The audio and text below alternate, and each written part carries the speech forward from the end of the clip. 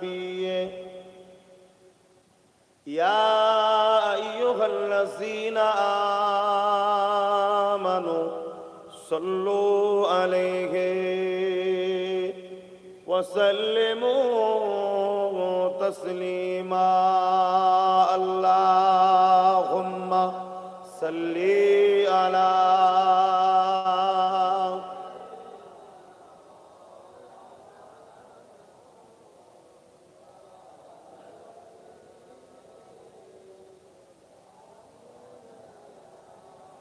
मोहब्बत पढ़ें अल्लाहुम्मा सल्ली अला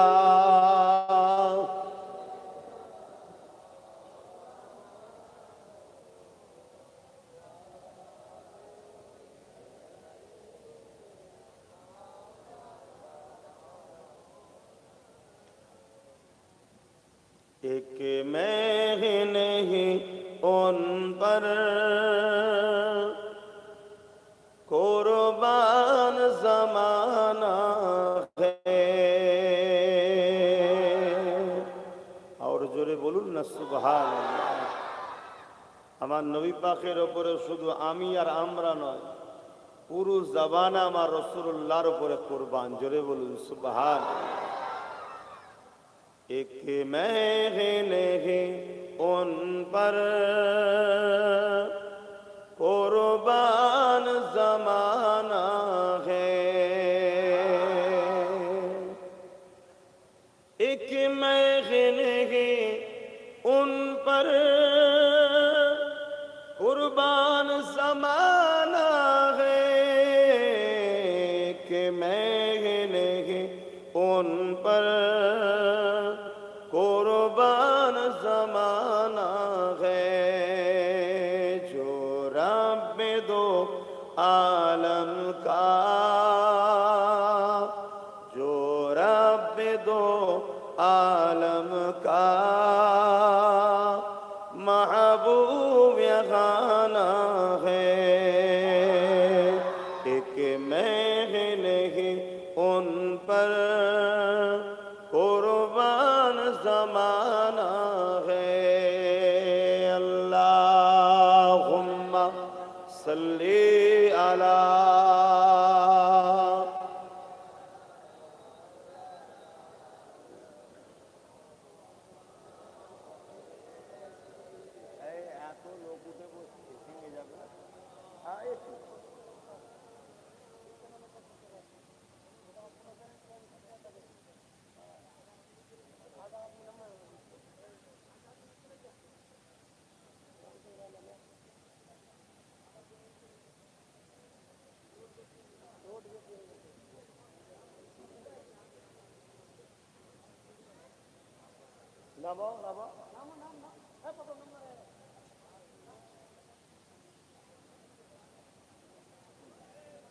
ভুল করুনি পরের বারে যেন না আসে এরকম যেন না হয় কিছু নেবে যাও ওটা করো কিছু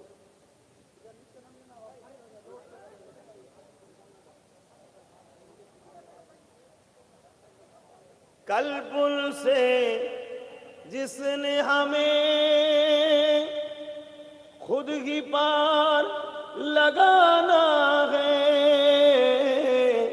काल पुल से जिसने हमें खुद ही पार लगाना है झगड़ा कौ बाबा है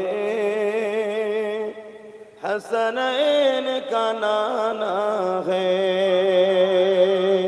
जहरा कौ बाबा है हसनैन का नाना है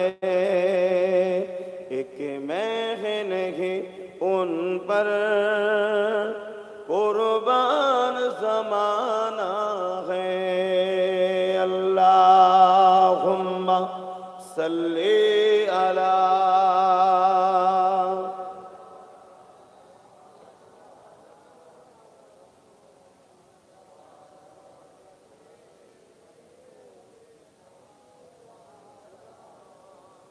कलमे ला इलाहा इल्लल्लाह ला इलाहा ইল্লাল্লাহ লা ইলাহা ইল্লাল্লাহ লা ইলাহা লা ইলাহা ইল্লাল্লাহ মুহাম্মাদুর রাসূলুল্লাহ হাসবি রাব্বি জাল্লাল্লাহ মা ফি কলবি খায়রুল্লাহ হাসবি রাব্বি জাল্লাল্লাহ মা ফি কলবি খায়রুল্লাহ নূর মুহাম্মদ সাল্লাল্লাহ হক লা ইলাহা ইল্লাল্লাহ লা ইলাহা লা ইলাহা ইল্লাল্লাহ লা ইলাহা লা ইলাহা ইল্লাল্লাহ মুহাম্মাদুর রাসূলুল্লাহ আল্লাহুম্মা সাল্লি আলা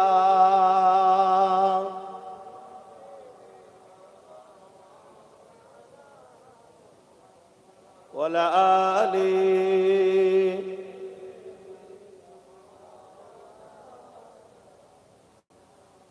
وقال الله تعالى في كلام المزيد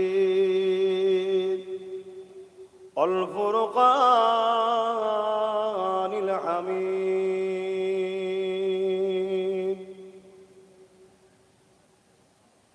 قل إن كنتم تحبون الله فاتبعوني يحببكم الله ويغفر لكم ذنوبكم والله غفور رحيم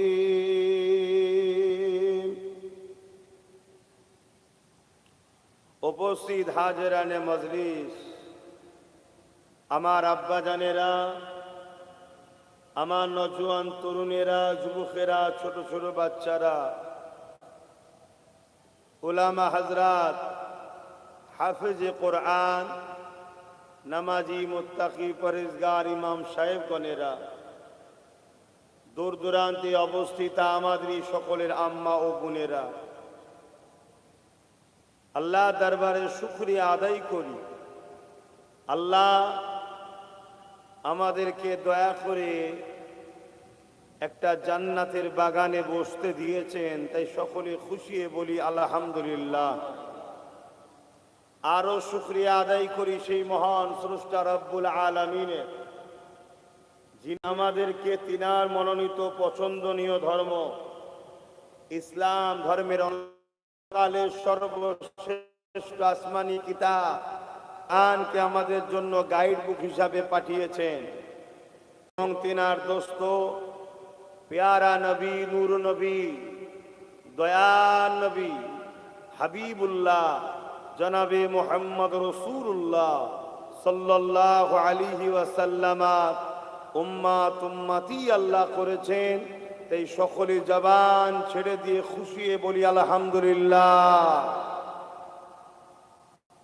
আলোচনা সংক্ষেপ সময়, কিন্তু বড় খারাপ লাগছে একটু একটু ছেলেদের হাতে আপনারা সব এত বড় বড় ফোন দিয়েছেন। আপনারা কেমন কাটছেন? নিজেরা তো ধ্বংস হয়েছেন, বাচ্চা কোনো জীবনও ধ্বংস করছেন। বলেন, মুসলমানদের এখন মর্যাদা আছে, সম্মান আছে, কোন রকম ইজ্জত আছে? নিজেরা তো বরবাদ হয়ে গেছেন, বাচ্চা কোনোর হাতে এত বড় বড় ফোন তুলে দিয়েছে, এক তো চোখ কোনো যাচ্ছে। এরা বাচ্চা, এরা বোঝে না, এদের মেমোরি যে রস, ব্রেনের সেই রসটাও শুকোচ্ছে মোবাইলের রেডিয়েশনে। তারপরে মোবাইল ভালো যেমন বিষয় আছে, অনেক অ্যাড আছে যেগুলো খুব খারাপ। ছোট্টবেলা থেকে এরা খারাপ জিনিস চোখের সামনে ইচ্ছা না থাকলেও চলে আসছে। এগুলো বন্ধ করুন।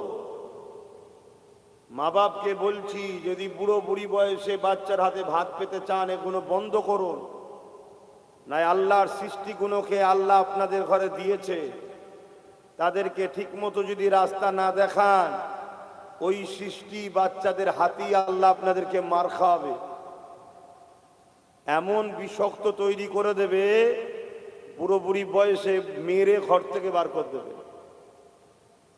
এগুলো আল্লাহর সৃষ্টি, আপনাদেরকে লালন পালন করার জন্য দিয়েছে। খেয়াল খুশি মতো কাজ করলে হবে না। এই সন্তানগুলোকে তিনটে শিক্ষা অবশ্যই দিতে হবে। নাম্বার 1, নবী মুহাম্মদ সাল্লাল্লাহু আলাইহি ওয়াসাল্লামের প্রেমের শিক্ষা। নাম্বার 2, আহলে রসুলদের প্রেমের শিক্ষা। নাম্বার 3, কোরআনের শিক্ষা।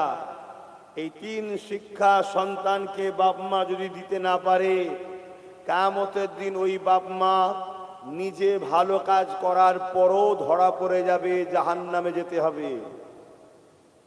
এই 3 শিক্ষার পরে আপনি আপনার ছেলেকে ডাক্তার বানাবেন, বানান ইসলামে, ঠিক আছে। দেখেন না, একটু ছেলে কত বদমাইশ হয়ে গেছে, ওকে মানা করেছি বলে কোলের উপরে রেখে দিয়ে করছে যে হুজুর বোঝেনে।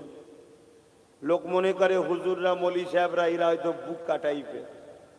আমরা সব বুঝি রে বাবা, কিন্তু দুনিয়া বুকা হয়ে থাকি।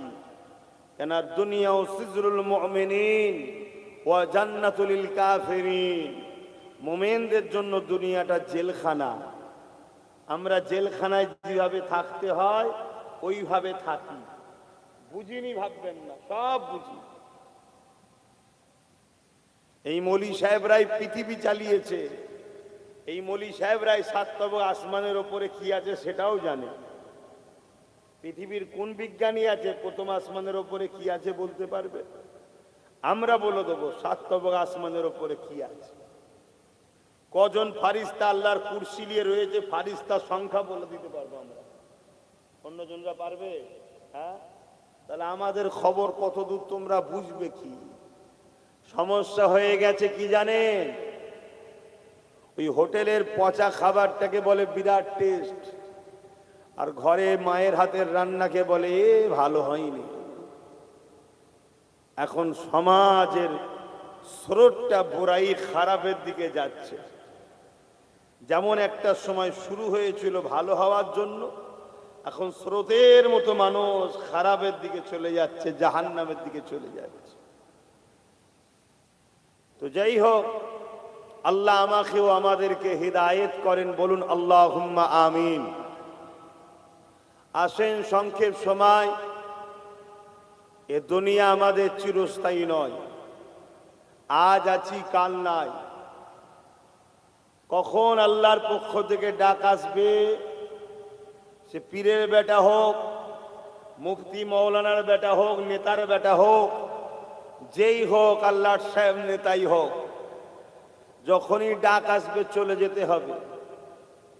1 সেকেন্ডও সময় দেওয়া হবে না। সাদ্দাত নাম শুনেছেন তো নাকি? হ্যাঁ, ওই সাদ্দাদের ছোটবেলার জীবনী জানেন? ওই সাদ্দাত যখন তার মায়ের গর্ভে ছিল, বিশাল সুনামি তুফান এসেছিল। ওই বন্যা সুনামি তুফানে সাদ্দাতদের মা ভেসে ভেসে চলে যাচ্ছিল। এই অবস্থাতে প্রস্রাব বেদনা ওঠে, সাদ্দাদের জন্ম হয়। একটা কাঠ পেয়েছিল, সেই কাঠটা ধরে যাচ্ছিল, কাঠের উপরে সাদ্দাতকে শুইয়ে দেয়। মা হলো পৃথিবীর সবথেকে শক্তিশালী সম্পদ। এই সময় আল্লাহ আজরাইলকে বলে, যাও সাদ্দাতের মায়ের জানটা কবজ করে নাও। আল্লাহ দুনিয়াকে দেখাচ্ছে যে মা বাপ থাকলেই যে সন্তান লালন পালন হয়ে বড় হবে তা নয়। আমি আল্লাহ আমার বান্দা বান্দির জন্য যথেষ্ট। জোরে বলুন সুবহানাল্লাহ। ওই সময়ে সাদ্দাতের মা মারা যায়। সেই সাদ্দাতকে আল্লাহ ওই তুফানে বাঁচিয়েছে, লালন পালন করে বড় করেছে।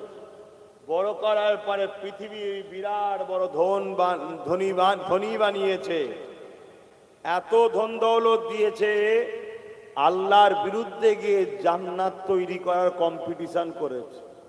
অথচকে ধনী করলো কে? ওকে বাঁচালো কে? বড় করলো কে? সেই আল্লাহর বিরুদ্ধে জান্নাত তৈরি করছে। ইয়াকুত পাথর দিয়ে, বিভিন্ন হিরে মণি মুক্ত দিয়ে দুনিয়ার ধন দৌলতকে এক জায়গায় তৈরি করে জান্নাত তৈরি করছে। হয়ে গেছে জান্নাত, দেখতে ঢুকেছে, দেখবার জন্য যাচ্ছে ঘোড়ার পিঠে। আজরাইল আল্লাহ বলছে, যাও, সাদ্দাত যেন জান্নাতে ঢুকতে না পারে, ওর জানটা কবজ করলাম। এক পা ঘোড়ার জান্নাতের ভেতরে, ওই অবস্থায় দাঁড় করিয়েছে আজরাইল। দাঁড়া, সাদ্দাত তো রেগে লাল, আমাকে চিনিস? আজরাইলকে বলছে, আমাকে চিনিস? আজরাইল বলছে, তুই আমাকে চিনিস? মানুষের সুরাত ধরে এসেছো তো। সাদ্দাত বলছে, তোর এত বড় স্পর্ধা, আমি জান্নাত তৈরি করে জান্নাত দেখতে যাচ্ছি, তুই বাধা দিচ্ছিস? জানিস এক্ষুনি তোকে দুটুকরো করে দেবো। আজরাইলকে বলছে। আজরাইল বলছে, আমার নামটা শুনবি? আমি তো জান কবজ করতে এসেছি, মালাকুল মউত। ব্যাস, সাদ্দাতের এবারে সব হাওয়া বেরিয়ে গেছে। রিকোয়েস্ট করছে, একটা বার কমসে কম দেখতে দাও। আল্লাহর হুকুম, তোকে জান্নাতে ঢুকতে দেওয়া হবে না। ওই অবস্থাতেই জান কবজ হয়ে গেল। শুনছেন? বাড়া ভাত চোখের সামনে রয়ে যাবে, ভাতের উপরে গুঁজড়ে পড়ে যাবে না, ওই অবস্থায় মরণ হয়ে যাবে। দুদিনের দুনিয়ায় এসেছি, আল্লাহকে ভয় করেন, নবীকে ভালোবাসেন। চারিদিকে তাকিয়ে দেখেন, যেদিকেই তাকাচ্ছে শুধু মুসলমান মার খাচ্ছে। সত্য না মিথ্যা? প্যালেস্তাইন, সুদান, ইরাক, আফগান, পৃথিবী যেদিকেই তাকাবেন মুসলমান মার খাচ্ছে। আমার ভারতবর্ষের মুসলমান তুলনামূলক একটু ভালো ছিল। এখন ভারতেও গুজরাট থেকে শুরু করে, উত্তরপ্রদেশ থেকে শুরু করে, বোম্বাই, দিল্লি, সুরাট, মিরাট, উড়িষ্যা, আমার বাংলাতেও যেদিকেই তাকাবে মুসলমানকে শুধু পিটানি চলছে, মার মার মার। কারণ কি? কি করেছি আমরা? বলে যত দেশদ্রোহী ধরা পড়েছে, তার মধ্যে 100-র মধ্যে একটাও মুসলমান নেই, তারপরও মার খাচ্ছি আমরা। যতগুলো ব্যাংকে টাকা চুরি করে পালিয়েছে, একটাও মুসলমান নেই, তারপরও মার খাচ্ছে। যতগুলো রেপিস ধরা পড়ছে, 100-র মধ্যে 1% হয়তো মুসলমান নেই, তারপরও মার খাচ্ছে। কারণ কি ভেবে দেখেছেন? আজ আমি ভাবাচ্ছি, একটু শুনুন। আমি আমার কথা শোনাবো না, আর দুনিয়ার কোন পকেটমান নেতার কথাও শোনাতে এসিনি। আমি এসেছি দোনো জাহানের সুলতান, নবীদের নবী, আল্লাহর দোস্ত, পিয়ারা নাম মুহাম্মদ রাসূলুল্লাহ সাল্লাল্লাহু আলাইহি ওয়াসাল্লামের মেসেজ দিতে এসেছি। আমার নবী সাহাবা হুজুরদেরকে বললেন, আমার সাহাবারা, একটা সময় আসবে আমার উম্মতরা প্রচুর মার খাবে। একটা সময় আসবে আমার উম্মতরা প্রচুর মার খাবে। রাসূলুল্লাহ এমনও বলেছেন, যেমন ক্ষুধার্তরা খাবারের থালের উপরে ঝাঁপিয়ে পড়ে, আমার উম্মত উম্মাতির উপরে এক শ্রেণীর ভিড় ঝাঁপিয়ে পড়ে তাদেরকে মেরে ফেলবে, পিটিয়ে পিটিয়ে মেরে ফেলবে। আর যারা মারবে তাদের শাস্তি হবে না, তাদেরকে যেন আরো পজিশন হাই করা হবে, যে তুই ভালো কাজ করেছিস, তোর এই পদ ছিল, এলে আরেকটু বড় পদ। মানে কম্পিটিশন চলবে। আপনাকে মারলে পদ বাড়বে, আপনাকে মারলে ভিআইপি হবে, আপনাকে মারলে ফুলের মালা পাওয়া যাবে, আপনাকে মারলে সমাজে তার জয়গান গাওয়া হবে। আপনাকে মারার জন্য লোক কম্পিটিশন করবে, মার মার মার মার, সম্মান বাড়বে। কারণ কি? সাহাবা হুজুররা জিজ্ঞেস করছেন, ইয়া রাসূলুল্লাহ, হাবিবাল্লাহ, আমার ভাইদের কি সংখ্যা কম হবে? এত মার খাবে, সংখ্যা কি কম হবে? আল্লাহ নবী বললেন, না, সংখ্যা আমার উম্মতের কম হবে না। তাহলে রসুল যখন বলেছে সংখ্যা কম নয়, তাহলে আমাদের কি সংখ্যা কম? রাসূলুল্লাহর কথার উপরে কারো কথা চলবে? রসুল বলছে আমার উম্মতদের সংখ্যা কম হবে না, তাহলে মার খাবে কেন? আল্লাহ নবী বললেন, মন দিয়ে শোনেন, তোমার ওই ভাইয়েরা, আমার উম্মতেরা মৃত্যুকে ভয় করবে, আল্লাহকে নয়। কাকে ভয় করা দরকার? বলুন বলুন। ওর তো মুখ দিয়ে বলছেন, কিন্তু দিলে কার ভয় আছে? দিলে ভয় আছে পকেটমার, চোর, জালিম নেতাদের।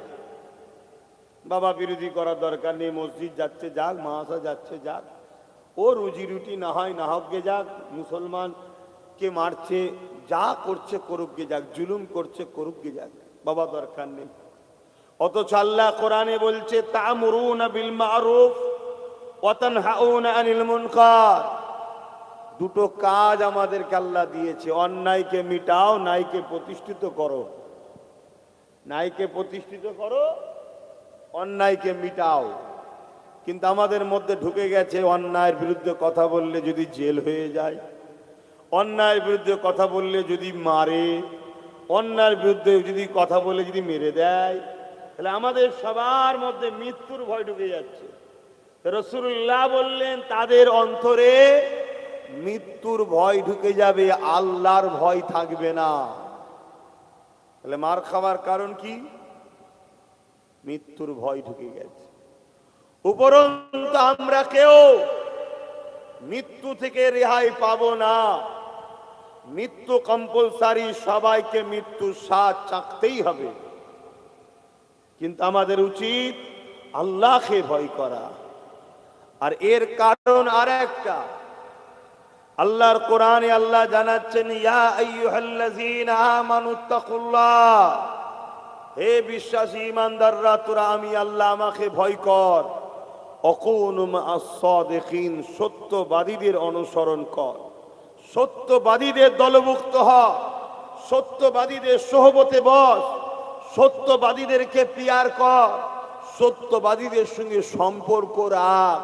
কেন? সত্যবাদীরাই তোদের হৃদয়ে আমি আল্লাহ, আমার ভয় ঢুকাবে। কিন্তু আমরা সত্যবাদীদের সঙ্গে উঠা বসা করি, সত্যবাদীদের সঙ্গে দল করি, সত্যবাদীদের সঙ্গে সম্পর্ক রেখেছি? আমরা রাখিনি। আমরা দেখছি কোথায় গেলে বিরিয়ানি পাওয়া যাবে, চ, কে ফ্রিতে 200-500 দেবে, চ। আমরা এই নিয়েই তো পেরেশান। আমরা একবারও ভাবছি না যে আমাদের সবকিছুর মালিক তো আল্লাহ, আল্লাহর উপরে ভরসা করতে হবে। আল্লাহ রাসূল বললেন, কারো হৃদয়ে যদি আল্লাহর ভয় থাকে, দুনিয়ার জালিমদের অন্তরে আল্লাহ ওই ব্যক্তির ভয় ঢুকিয়ে দেবে। জোরে বলুন সুবহানাল্লাহ। ধরুন আমাদের এই ইমাম সাহেব, মৌলানা সাহেব, ইনাদের অন্তরে আল্লাহর ভয় থাকলে জালিমদের অন্তরে ইনার ভয় আল্লাহ ঢুকিয়ে দেবে। আর কারো অন্তরে যদি আল্লাহর ভয় না থাকে, জালিমদের অন্তর থেকে আল্লাহ তার ভয়কেও উঠিয়ে নেবে। আজকে দেখুন সবাই আমাদেরকে টার্গেট করেছে, কেন? আমাদের অন্তর থেকে আল্লাহর ভয় উঠে গেছে। আল্লাহ সূরা রহমানের মধ্যে বলছেন, ওয়ালিমান খাফা মাকাম রাব্বিহি জান্নাতান, যারা আমি আল্লাহ, আমাকে ভয় করবে, আমি আল্লাহ তাদেরকে দুটো দুটো জান্নাত দেব। জোরে বলুন সুবহানাল্লাহ। আরো জোরে বলুন না সুবহানাল্লাহ। ভাবতে হবে, আল্লাহকে ভয় করুন, আল্লাহকে ভয় করুন। যদিও গুনাহ হয়ে যায়, সঙ্গে সঙ্গে তওবা করবে। এটা তো আল্লাহ পাকের ভয় যাদের হৃদয়ে আছে, এটা একটা নমুনা। এ নওজওয়ানেরা, এ আমার আব্বা জানেরা, আম্মা বোনেরা, ভাইয়েরা, আল্লাহ পাকের ভয় থাকার লক্ষণ হলো এটাই, যদিও অন্যায় হয়ে যায়, যদিও ভুল হয়ে যায়, যদিও পাপ হয়ে যায়, যদিও ভুল কাজ করে, বান্দা যখন জানিয়ে দেবে, অন্যকেও ধরিয়ে দেবে, এ আল্লাহ পাকে বান্দারে, এ আল্লাহ পাকে বান্দিরে, এটা তুমি অন্যায় করছো, এটা তুমি ভুল করছো, সঙ্গে সঙ্গে ওই বান্দাটা নিজের ভুলকে স্বীকার করে নিয়ে আল্লাহ পাকের কাছে তওবা করবে। এই নমুনা যদি হৃদয়ের মধ্যে থাকে, মনে রেখো ওই হৃদয়েতে আল্লাহর ভয় আছে এবং ওই অন্তরেতে ঈমান এখনো বাকি আছে।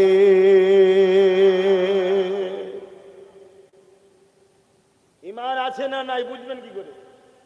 বলুন, এই দাড়ির নাম ঈমান নাকি? টুপির নাম ঈমান? এই নামাজ পড়ার নাম ঈমান? রোজা রাখাটা ঈমান? হজটা কি ঈমান?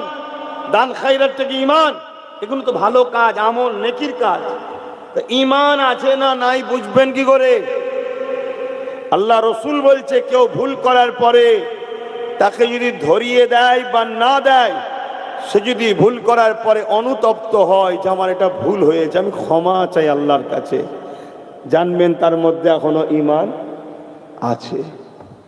আর ভুল করার পরে ধরিয়ে দিবার পর অনুতপ্ত হওয়া তো দূরের কথা, উপরন্তু আরো বাড়াবাড়ি কথা, রাখতেছ কথা, ওই মলি সাহেব কথা বাদ দে তো, উপরন্তু তার বিরুদ্ধে গালিগালাজ করছে, ছোট বড় কথা বলছে, জানবেন ওর মধ্যে ঈমান নাই। এটা আমার বাপের কথা নয়, রাসূলুল্লাহর কথা। শুনছেন তো নাকি? হ্যাঁ। এবার আপনাদের মধ্যে এই অনুতাপ, অনুশোচন, এই পরিবর্তন আছে না নাই, ওটা আপনি জানেন আর আল্লাহ জানে। আমার জানার তো দরকার নেই, এখানে আমার তো ধরিয়ে দেওয়া কাজ। শুনছো যুবকরা?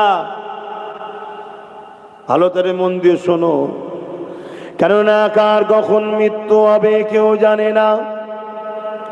মরণের পরে কবরে দেওয়া হবে, জানাজা খাটিয়া করে নিয়েছে, মিনহা খালাকনাকুম ওয়া ফিহা নুঈদুকুম ওয়া মিনহা নুখরিজুকুম তারাতান উখরা বলে মাটি তো দিয়ে চলে আসবে।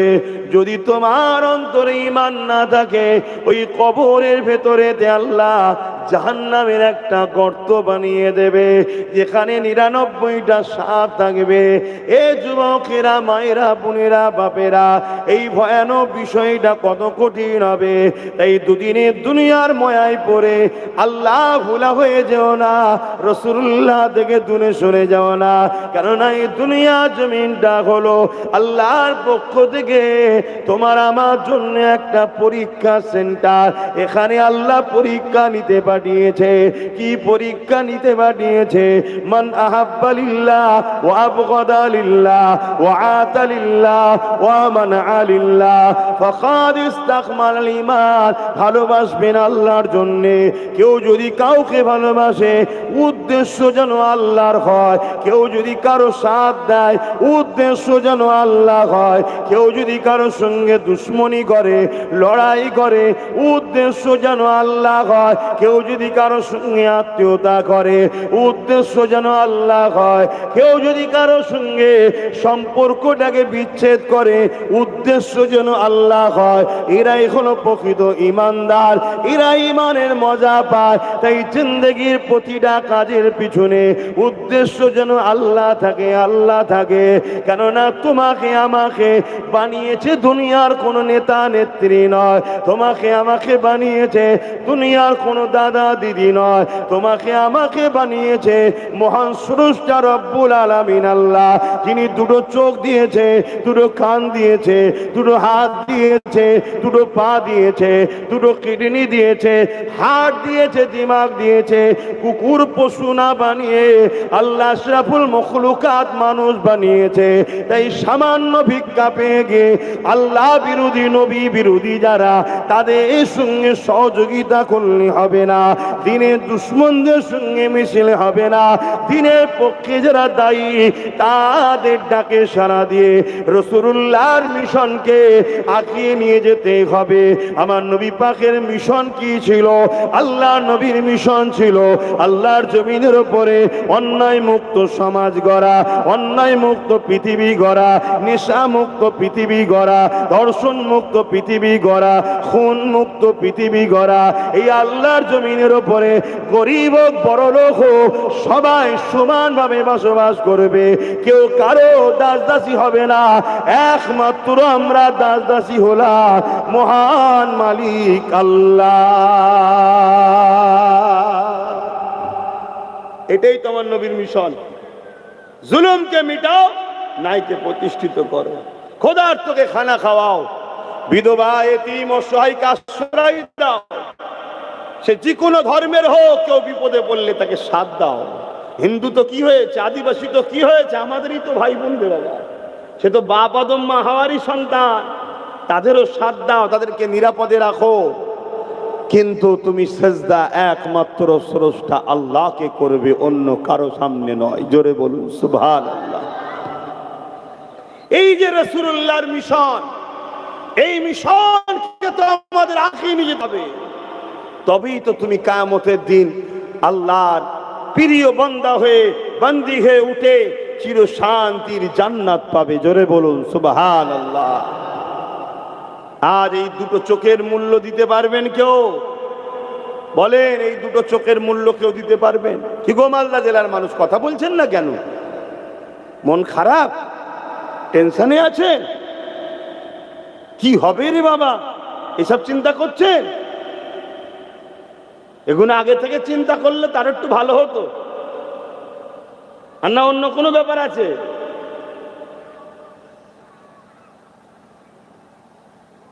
চিন্তা তো করতেই হবে, কিন্তু চিন্তা করে হাত গুটিয়ে তো বসে থাকলে হয়নি, প্ল্যানটাও তৈরি করতে হয়।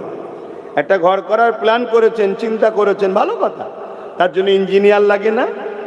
সে প্ল্যান তৈরি করে দেবে, সেই প্ল্যান মাফিক কাজ করতে হবে তো, নাকি? না প্ল্যান ছাড়া মিস্ত্রি নিয়ে এসে হুড়মুড় করে মালটাল গুছিয়ে ঝেড়ে দিলেন নাকি? হ্যাঁ, কেউ কোথায় ডাকলো, ন্যাস তুলে ছুটলেন। হ্যাঁ, বোঝেন না আর বোঝেন না, একটু ন্যাস তুলে দেখতে হবে না যে কি ব্যাপারটা চলছে। এটা পরিকল্পনা কিছু হচ্ছে না তো, এটা দেখা দরকার আছে না? না, সব কিছু প্ল্যান মাফিক করো বাপ ভাইরা, ভালোর জন্য বলছি। কেন তোমাদেরকে টার্গেট করা হয়েছে, বিশেষ করে মুর্শিদাবাদ মালদা, এর আগেও বলেছি, 2 বছর আগে এসে বলে গেছি, দিনাজপুর, এগুলো সব বিশেষ করে টার্গেট। খুব সাবধান হও, খুব সাবধান হও। আমরা ভারতীয়, আমরা টেনশনের কোনো কারণ নেই, কিন্তু প্ল্যানটা ভুল যেন না হয়। প্ল্যান যদি ভুল করবা, ইসলামও তোমার সাথে নেই, দেশও তোমার সাথে নেই। কেন, যে দেশের বিরুদ্ধে কাজ করবে ইসলাম তাকে ইজাজত দিয়েছে নাকি? এক কথা বলেন, দেশকে ভালোবাসা জানেন না আমার নবীর সুন্নাত? জোরে বলুন সুবহানাল্লাহ। যাত্রার পাল্লায় পড়ে গিয়ে ভুল রাস্তায় যেন পা দিয়ে ফেলবেন না। একটু আমাদের সঙ্গে পরামর্শ নেবেন। এই ভালোবাসেন আমায়? একটু হাত তুলে দেখান তো কারা সত্যি ভালোবাসেন। আলহামদুলিল্লাহ। একটু পরামর্শ নেবেন, নিয়ে কাজ করবেন। কারণ অনেক চক্রান্ত যুগে যুগে দাড়ি টুপি দেখিয়েই শেষ করে দিয়েছে। এই দাড়ি যেমন নবীর সুন্নত, এই সুন্নতকে জালিমরা আবার খারাপ রাস্তায় ব্যবহার করার জন্য অনেক জালিমরা রেখেওছে। এই টুপি নবীর সুন্নত, কিন্তু এই টুপিকে আপনাদের ঘরে ধোকা দিবার জন্য অনেক জালিমরা বারবার পরে। এখন তো আবার ঘুমটাও দেয় বোকা বানাবার জন্য। একটু বুঝে বুঝে চলতে হবে, না হয় বিপদে পড়ে যাবে, তখন কিছু করার থাকবে না। আর লাইনে থাকুন। কেউ যদি গাই জুয়ারি দেখিয়ে কিছু ক্ষতি করতে যায়, তাকে কিন্তু ছেড়ে দেওয়া যাবে না। তার জন্য দেশের সংবিধান, আইন ব্যবস্থা আছে। চিন্তা করছেন কেন? চিন্তা করছেন কেন? এ দেশ কারো বাবাখালী সম্পত্তি নয়, এ দেশ মানুষ্য জাতির পিতা বাপ আদম আলাইহিস সালামের দেশ। জোরে বলুন সুবহানাল্লাহ। তাহলে আমাদের বাপের দেশ থেকে আমাদেরকে বার করে দেবে কারা? কথা বুঝছেন না, বোঝেন না? হ্যাঁ, এটা তো আমাদের বাপের দেশ।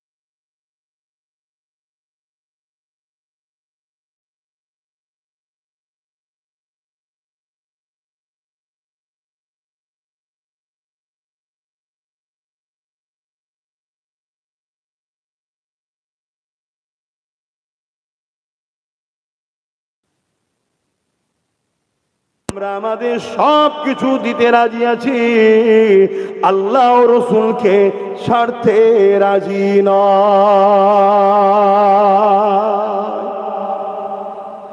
আর আমরা 500,000ই ছেড়ে দিয়েছি। কি ছেড়েছেন না ছাড়েন না? আপনি বলবেন কোথায় ছেড়েছি, কোথায় ছেড়েছেন খুঁজে পাচ্ছেন না? একজন বদমাইশ জালিম কিছুদিন আগে কি বলল? শুক্রবার দিন মসজিদে সাম্প্রদায়িক কথা যেন না হয়, উস্কানিমূলক কথা যেন না হয়। এই মসজিদে ইমামরা সাম্প্রদায়িক কথা বলে, উস্কানিমূলক কথা বলে, তাহলে এটা মসজিদের নামে মিথ্যাচার হলো না হলো না? আমার মসজিদকে কলঙ্কের দাগ লাগানো হলো না হলো না? এরপরও কোন মুসলমান ওই জালিমের সাথ দিয়া মানে সে আল্লাহর ঘরের দুশ্মনের সাথে সাথ দিল, খোদার ঘরের দুশ্মনের সঙ্গী হলো। কিসের বিনিময়ে সাথ দিচ্ছ? 200-500 পাবে তো? বলো। সাহাবা হুজুররা তাদেরকে রাজত্ব দেবে বলেছে, তাও ছাড়ে না। একটা একটা করে সাহাবা হুজুরকে শহীদ করছে শুলির উপরে চাপিয়ে। সাহাবা হুজুররা এক এক করে শহীদ হয়ে আল্লাহর পিয়ারা হয়ে জান্নাতের দিকে রওনা দিচ্ছে। জোরে বলুন সুবহানাল্লাহ। এইভাবে শহীদ হতে হতে আল্লাহ নবীর সাহাবী হযরতে খুবাইব রাদিয়াল্লাহু তাআলা আন তিনাকে শুলির উপরে সামনে নিয়ে এসে দাঁড় করিয়েছে। দাঁড় করিয়ে বলছে, খুবাইব দেখো তোমার সাথীরা বোকামি করলো বলে সব মারা গেল, যদি আমাদের কথা মেনে নিত আজ পরিবার, সন্তান, বাপ মা, ধন দৌলত, জায়গা সব পেত। এ খুবাইব তুমি তো এদের সর্দার, তোমার মধ্যে অনেক বুদ্ধি আছে, তুমি আমার কথা মেনে নাও। জালিম অত্যাচারী শাসক বলছে আমার কথা মেনে নাও, তোমাকে অর্থ দেবো, প্রয়োজন হয় আমার রাজত্বের অর্ধেক দিয়ে দেবো, সুন্দরী নমনীর সঙ্গে বিবাহ দেবো, তুমি আমার কথা মেনে নাও। আল্লাহ নবী সাহাবী কি বলেছিলেন? অর্ধেক রাজত্ব চলে গেছিলেন নাকি? কথা বলেন। আর এখন আপনাদের ঘরে রাজত্ব দূরের কথা, শিক্ষা চাইলেও দিচ্ছে না। মূর্খ তৈরি করছে সব, মূর্খ। স্কুলগুলো সব বন্ধ হয়ে যাচ্ছে, মদের আড্ডা খোলা হচ্ছে। আপনাদের ঘরে এখন ভিক্ষা হিসাবে কিছু দিচ্ছে, পদও দিচ্ছে না। যে আমার ছেলেটাকে একটু উকিল বানিয়ে দাও না, একটা আইএস বানিয়ে দাও না, একটা জজ বানিয়ে দাও, একটা উকিল বানিয়ে দাও, পড়াশোনাটা একটু করার খরচ দাও, দিচ্ছে? দেবে না। বাপেরা, নওজওয়ানের আল্লাহ নবী সাহাবীকেও তারা শহীদ করে দিয়েছে। তথাপিও সাহাবী হুজুর লোভে পড়ে গিয়ে আল্লাহ ও নবীকে ছেড়ে দেয়নি। এই নওজওয়ান তরুণেরা, আমার আম্মা জানেরা, আজ আপনারা মায়ের জাত দুনিয়ায় সামান্য ভিক্ষা পেয়ে আপনার ছেলের লাইফটা বরবাদ হয়ে গেল। না যুবকটা কর্মসংস্থান পেল, না আপনার সন্তানটা শিক্ষা পেল, না আপনার সন্তানটা চাকরি পেল। সামান্য ভিক্ষায় আপনি আপনার সন্তানকে তো ধ্বংস করে দিলেন, পাশাপাশি ইসলামের দুশ্মনকে শক্তিশালী করে দিলেন। অথচ ফেরাউন যখন এই পৃথিবীতে মুসারের জমিনেতে ফেরাউন যখন রাজত্ব চালাচ্ছিল, ওই ফেরাউন নিজেকে এমন করে বড় জালিম শাসক হিসাবে প্রতিষ্ঠিত করলো। ফেরাউনের বিরুদ্ধে যে কথা বলতে লাগলো, ফেরাউন তাকে এমন করে বিভিন্ন ভাবে জুলুম করতে লাগলো, তাকে হত্যা করতে লাগলো, এমনকি জেলের মধ্যে বন্দি করতে লাগলো। এই অবস্থা দেখে মানুষ যারা দুর্বল ছিল তারা দলে দলে গিয়ে ফেরাউনের কাতারে দাঁড়িয়ে গেল। কিন্তু যারা ইমানদার মুমিন মুসলমান ছিল তারা ফেরাউনের এই জুলুমকে ভয় করেনি। কেন জানে আল্লাহর আযাবের থেকে অনেক কঠিন। আল্লাহ আমাদেরকে পরীক্ষা নেবে, কখনো বিমার দিয়ে, কখনো অভাব দিয়ে, কখনো ক্ষুধার্ত দিয়ে, কখনো জালিম শাসককে দিয়ে। আল্লাহ তোমাকে আমাকে ভয় ভীতির মধ্যে দিয়ে আল্লাহ বিভিন্ন ভাবে পরীক্ষা নেবে। এই জন্য ইমানদার যারা ছিল তারা মুসা নবীর পাশে দাঁড়িয়ে গেল। ফেরাউনের ঘরে একজন কাজের মহিলা ছিল, যিনি মহিলার নাম হলো হযরতে মা সাত্তা। ওই মায়ের 3টে সন্তান ছিল, স্বামী হারা সন্তান। ফিরাউনের ঘরে কাজ কাম করে দিয়ে ওর বিনিময়ে যে অর্থটা হতো ওই অর্থ দিয়ে সংসার চালা। একদিন হযরতে মুসা নবীর হাতে হাত দিয়ে এমন করে দিনের কলেমা পড়ে নিল, লা ইলাহা ইল্লাল্লাহ মুসা কালিমাতুল্লাহ। এই কলেমা পড়ে নিয়ে মুসা নবীর উম্মতের খাতায় নাম লিখিয়ে দিল। ফিরাউনের ঘরে কাজ করতে করতে কোনো একটা জিনিস একদিন হাত থেকে পড়ে যায়, ওইটা যখন তুলতে যায় হযরতে মা সাত্তা বিসমিল্লাহ বলে উঠাতে লেগেছে। আরে খবরটা ফিরাউনের কাছে, ফিরাউনের বাড়িতে তেমন করে ফিরাউনের কাছে এই খবরটা পৌঁছে যায়। হযরতে মা সাত্তাকে ফিরাউন ডেকে নিয়ে আসে, এ মা সাত্তারে শুনলাম নাকি আপনি আমাকে খোদা বলে মানেন নে, আপনি মুসা যে খোদার প্রচার করছে তাকে খোদা বলে মানে। হযরতে মা সাত্তা চিন্তা করছে আমি যদি সত্য কথা বলি যে হ্যাঁ আমি মুসা যে খোদার প্রচার করছে সেই আল্লাহকে মানি, এ ফেরাউন আমাকে জানে মেরে দেবে। আর আমি যদি মিথ্যা কথা বলি আমার আল্লাহ পাক আমার উপরে নারাজ হয়ে যাবে। এই চিন্তা করতে করতে হযরতে মা সাত্তা বললে আমি জীবন দিয়া পছন্দ করি, আল্লাহকে নারাজ করতে রাজি নয়। আরো জোরে বলুন সুবহান। ভাবুন তিনাদের ঈমান কি, জীবন চলে যায় চলে যাক, আল্লাহ যেন নারাজ না হয়। তাই আম্মা মা সাত্তা বললেন, হে ফিরাউন আপনি যা শুনেছেন ঠিকই শুনেছেন, আমি আপনাকেও দাওয়াত দিচ্ছি আপনি সেই স্রষ্টাকে মেনে নেন যিনি আপনাকে মিশরের রাজত্ব দিয়ে পরীক্ষা নিচ্ছে আর আমাকে আপনার বাড়ির কর্মচারী করে পরীক্ষা নিচ্ছে। সবটাই কার পরীক্ষা? জোরে বলুন আল্লাহর। আজ মালদা জেলার মানুষ আপনাদেরও পরীক্ষা আল্লাহ নেবে না নেবে না। পরীক্ষা ছাড়া আপনি ভাবছেন নাকি এমনি এমনি জান্নাত চলে যাব? অত সহজ। আল্লাহ পরীক্ষা নেবে। একদিকে কেন্দ্রের জালিম শাসকের ভয়, আর একদিকে আবার রাজ্য সরকারও সেই জালিম শাসকের অকাব আইনকে মেনে নিয়েছে, মসজিদের সঙ্গে দুশ্মনী। এই দুইয়ের বিছখানে এখন কোন দিকে যাইবে বাবা? এর বিরোধী করলে ও যদি চলে আসে, আর এর সাথ দিলে মসজিদ মাদ্রাসার দুশ্মনের সাথ দেওয়া হবে। পরীক্ষা দেখছেন কেমন? আয় পরীক্ষা, কোন দিকে যাব রে বাবা? কত কঠিন পরীক্ষা দেখেছে। তবে আলহামদুলিল্লাহ এই পরীক্ষাতে যাদের ঈমানের পাওয়ার আছে তারা সঠিক তো ফাইসাল্লাহ নেবেই। তারা ইসলামের দুশ্মনকে কখনো সাপোর্ট করবে না। হযরতে মা সাত্তা বললেন, ফিরাউন তুমি যা শুনেছো সত্য শুনেছো, তুমি বরং আল্লাহকে মেনে নাও।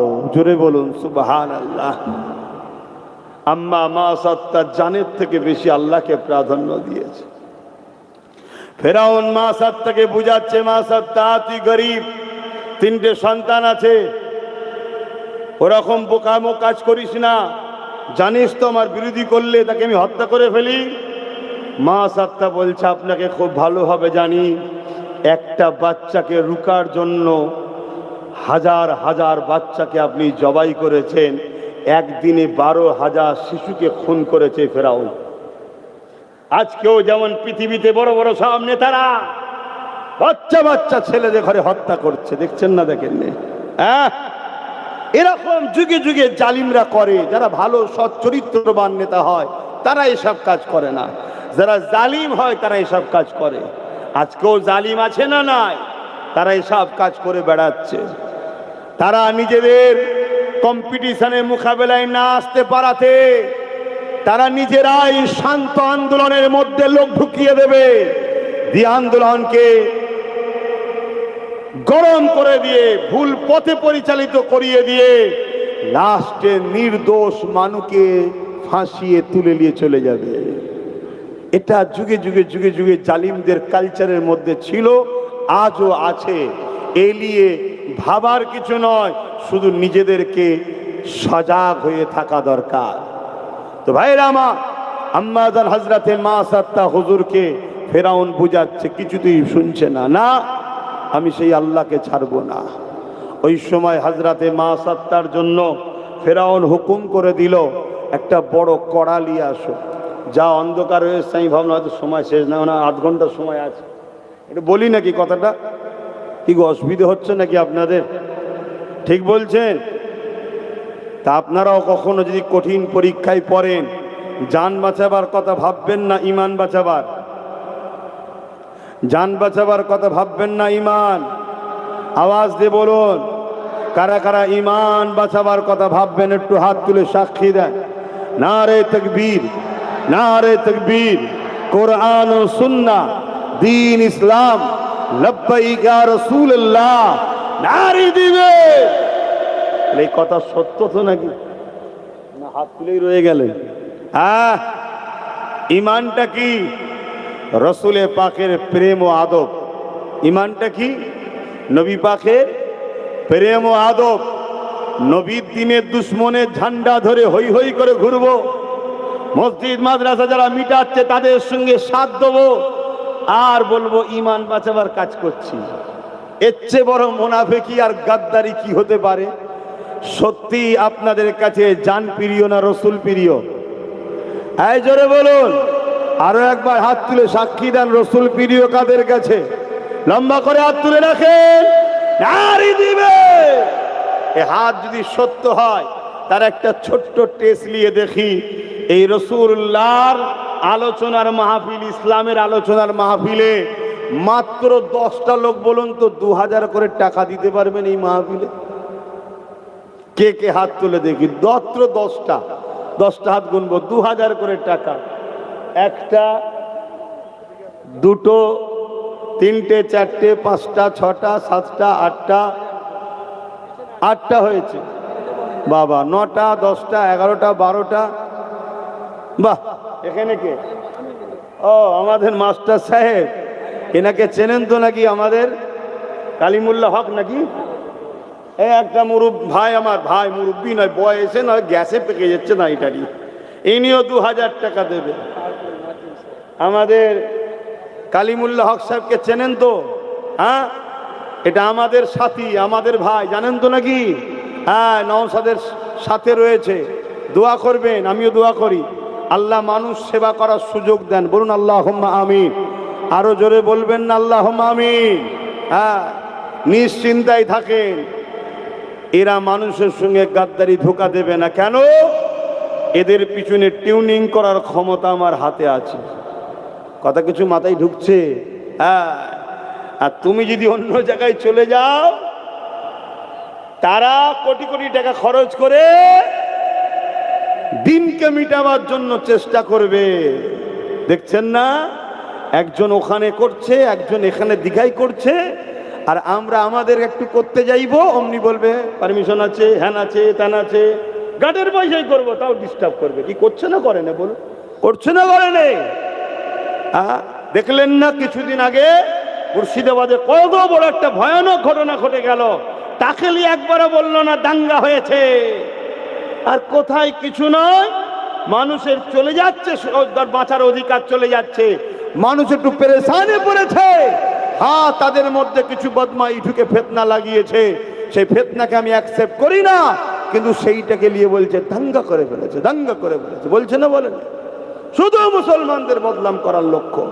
মালদাকে বদনাম করো, মুথাবাড়ি সুজাপুরকে বদনাম করো, এই সব পরিকল্পনা চলছে। এই এলাকাকে বদনাম, রেড লিস্টে ফেলে বিপদে ফেলো এদের ঘরে, এই সব প্ল্যান চলছে।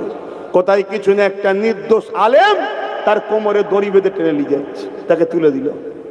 কেন? কম্পিটিশনে পারবে না দেখছে, চলো ফাঁসিয়ে দাও।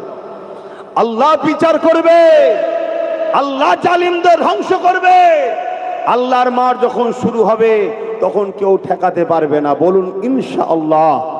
হ্যাঁ, যারা যারা হাত তুলেছেন একটুখানি দেন, আল্লাহ কবুল করে। বোন আল্লাহুম্মা আমিন। তাহলে মহাব্বত সত্যি আছে? নাই আছে। সবার আওকাত সমান নয়।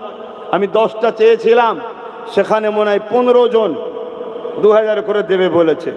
আর একটা ছোট্ট আবদার, 1000 করে 10 জন দিয়ে দেন, তারপর আলোচনার দিকে চলে যাচ্ছে। আর 1000 করে 10টা লোক হাত তুলেন যে আমরাও 1000 করে দেবো। এই 1000-এর হাত কে কে আছে দেখি, কে কে 1000 করে দিতে পারবেন? 10টা লোক। একটা, দুটো, কই? 3টে, 4টে, 5টা, 6টা, 7টা, 8টা, 9টা। একটা শেষ আল্লাহর বান্দা তুলে দেন। 10টা, 11টা, 12টা, 13টা। আহারে, আর দুটো হলে তো এটাও 15 হয়ে যেত। ওখানে গুনিছি রে বাবা, না এই বাচ্চা বুঝুন, আর দুটো হলে 15 হয়ে যাবে। দেখি এই দুটো আর হয় কি। এখানে একটা রয়েছে, মাশাআল্লাহ। আর একটা শেষ আল্লাহর বান্দা হাত তুলে দেন, ওই দেখেন তুলে দিয়েছে। নারী দিবে, নারী দিবে। আহা, আমরা নিজেদের গাঁটের পয়সায় ধর্ম করি, গাঁটের পয়সায় ধর্ম করি। হ্যাঁ, এলেন কমিটিতে দেন, আল্লাহ কবুল করে। বোন আল্লাহুম্মা আমিন। দরুদ শরীফ আল্লাহুম্মা সাল্লি আলা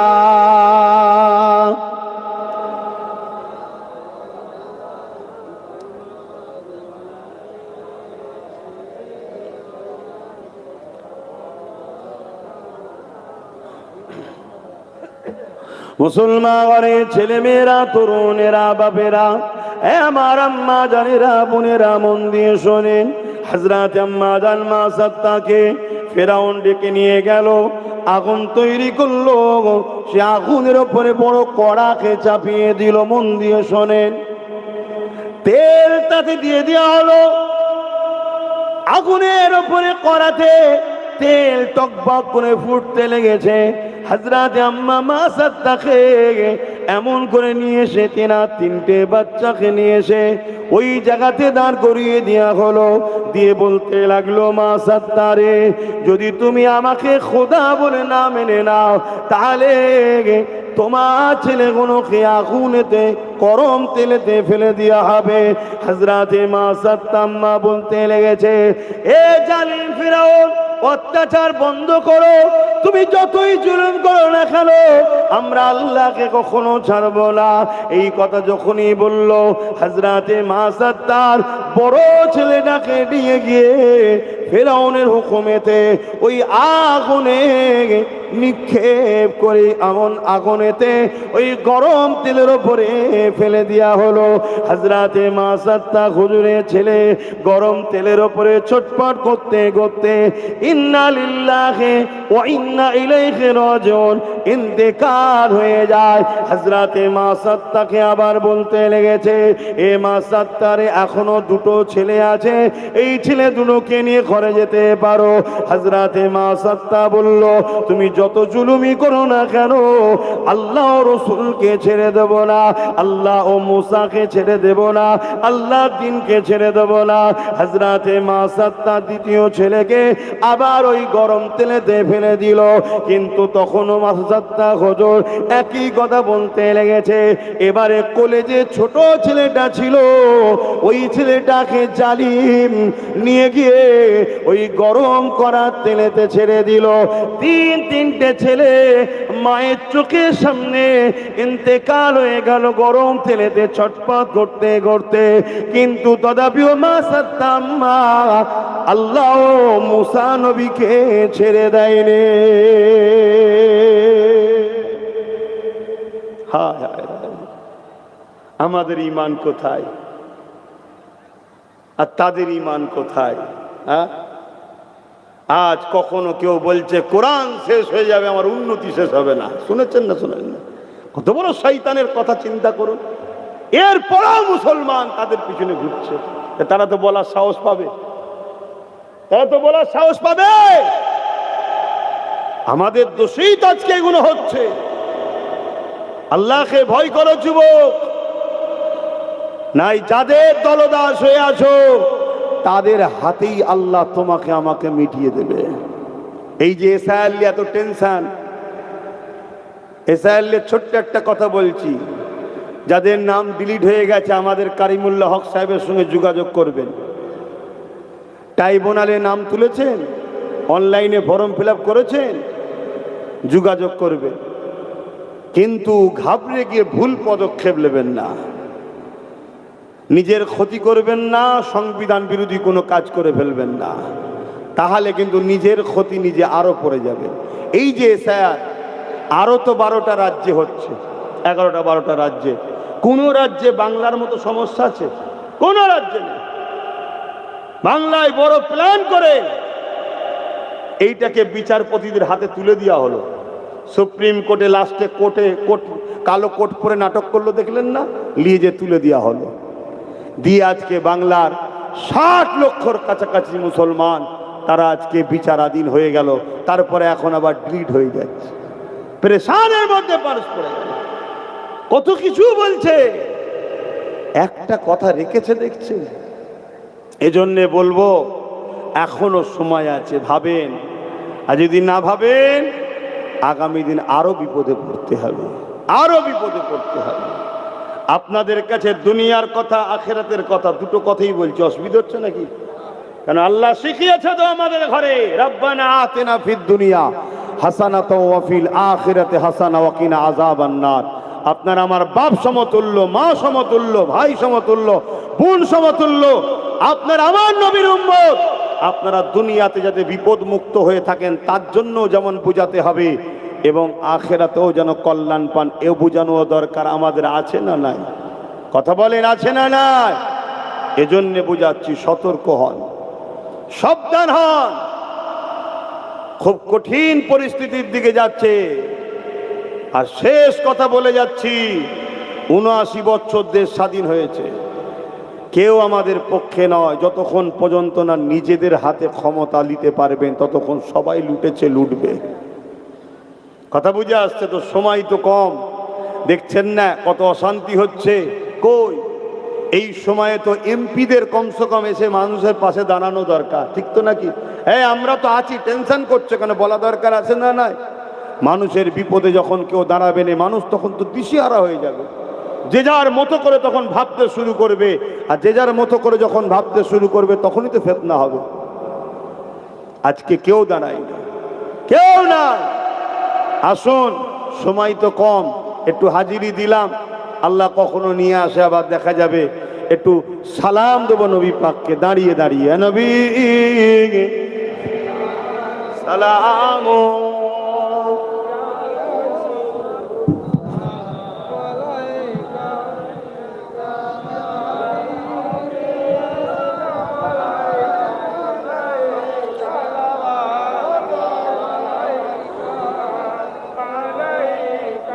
طلع البدر علينا من شنيات الوداع وجب الشكر علينا ما دعا لله আহিদাই ইয়া নবী সালাম, ইয়া রাসূল সালাম, ইয়া হাবিব সালাওয়াত, ইয়া নবী মদিনা হতে সব কিছুই পারে দেখিতে, মোদের লাশ কবরে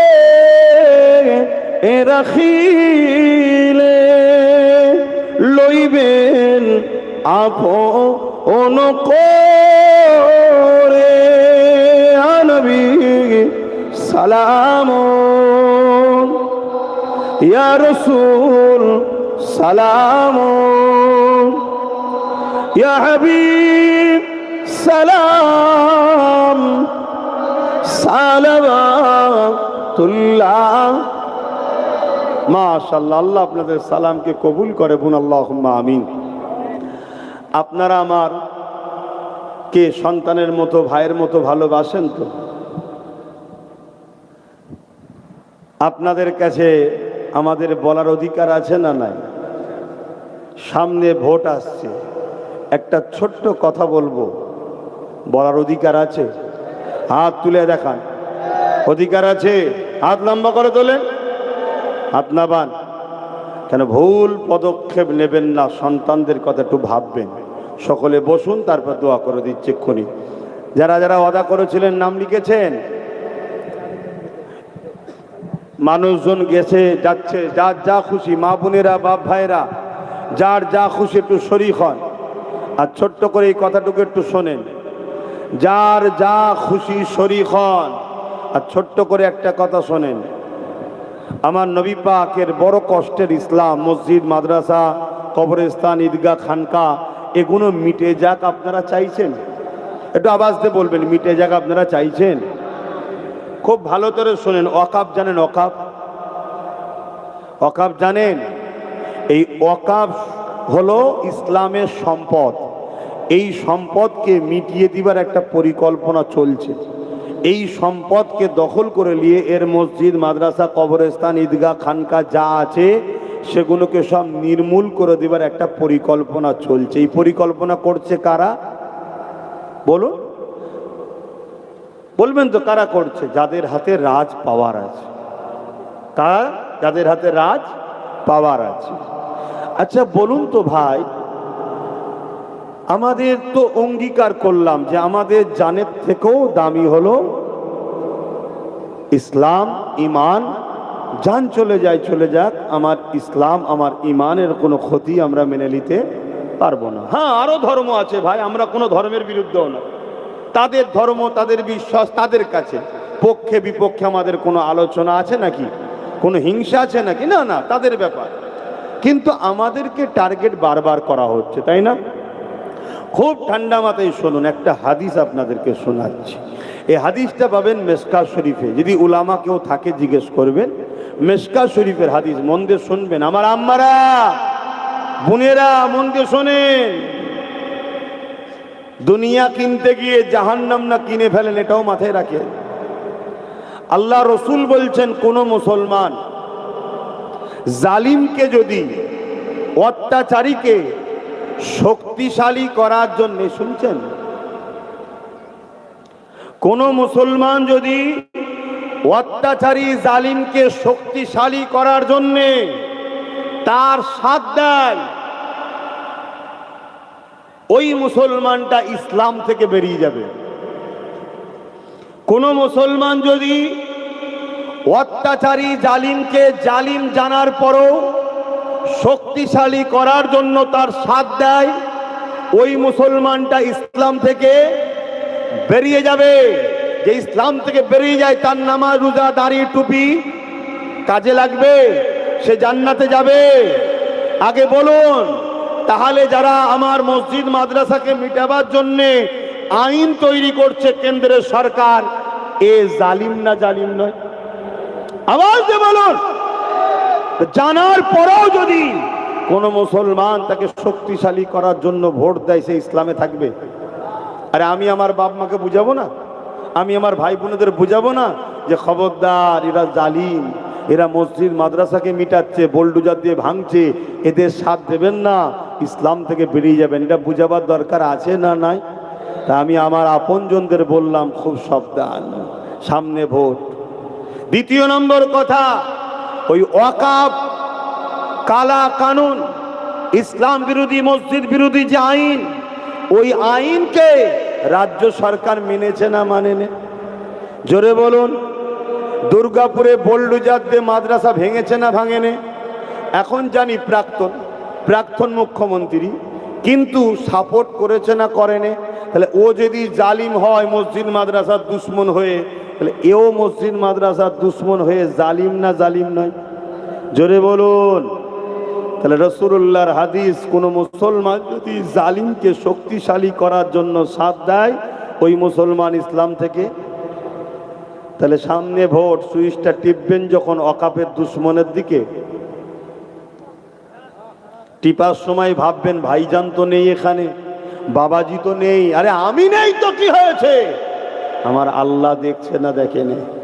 অতএব সুইচ টিপার সময় ভাববেন আমার ভোটটা নিয়ে ওয়াকাফের দুশ্মনরা শক্তিশালী হবে, ইসলামের জালিমকে শক্তিশালী করলে ইসলাম থেকে নামটা আমার নামে। আচ্ছা ঠিক আছে, আল্লাহ তোমায় কবুল করুক। 5111 টাকা একটা পাগল আমার মহব্বতের পাওয়া গেল, যাক আলহামদুলিল্লাহ। তো যাই হোক, আমি কি বুঝাচ্ছি শুনলেন? তাহলে সুইচটা টিপার সময় আল্লাহ দেখছে না দেখেনে? জালিমকে ভোট দেবেন, ওয়াকাফের দুশ্মনদের ভোট দেবেন, এটা বুঝানো একজন নবী বংশের আওলাদ হিসাবে নবীর উম্মতদের জন্য দায়িত্ব আছে না নাই? আওয়াজ দিয়ে বলুন, আছে না নাই? ওই দায়িত্ব নিয়ে বললাম। এবারে যদি মুসলিম শূরাতে কোনো মুনাফেক থাকে সেটা ভিন্ন কথা, মুসলিম শূরাতে কোনো মুনাফেক থাকে ভিন্ন কথা। কোনো ইমানদার মসজিদ মাদ্রাসার দুশ্মনদেরকে সাপোর্ট করতে পারবে না। মনে রাখবেন, আমার বাবরি এমনি এমনি চলে যায়নি, সেখানেও গাদ্দারি করা হয়েছে। আজও যে ওয়াকাফ যাচ্ছে এমনি এমনি চলে যাচ্ছে না, এখানেও গাদ্দারি করা হয়েছে। আমাদের নিয়ে শক্তিশালী হয় আর আমাদেরকেই মিটায়। অতএব বাবা, তুই বলেছিলিস দিল্লি চলে যা, ওয়াকাফ আন্দোলন এখানে নয়। এখন আমরাও বলছি এখানে নয়, দিল্লি দাদার কাছে যাও, এখানে নয়। কি দরকার আছে না নাই? শেষ কথা, আমার ছোট ভাই নওশাদের জন্য দোয়া করবেন। সে ওয়াকাফ বাঁচাবার জন্য আজও সুপ্রিম কোর্টে মামলা চালাচ্ছে। এসআইয়ের যাতে মানুষের নাগরিকত্ব বাদ না যায় তার জন্য মামলা করেছে, এবং সে ওয়াকাফ আন্দোলন করতে গিয়ে জেল পর্যন্ত খেটেছে। তার সাথী আমার কালিমুল্লাহ ভাই, আমারও ভালোবাসার মানুষ, আজ লড়ছে। দোয়া করবেন, আল্লাহ কবুল করে। বোন আল্লাহুম্মা আমিন। আসেন দোয়া চাইব, সকলে আল্লাহর কাছে হাত তুলে দোয়া চাইব। আল্লাহুম্মা আমিন। আয় আল্লাহ, খুব কম সময়ের মধ্যে যতটুকু আপনি বলালেন, আমার আব্বা, আমার আম্মা, আমার ভাই, আমার বোনেদেরকে বোঝালাম। আল্লাহ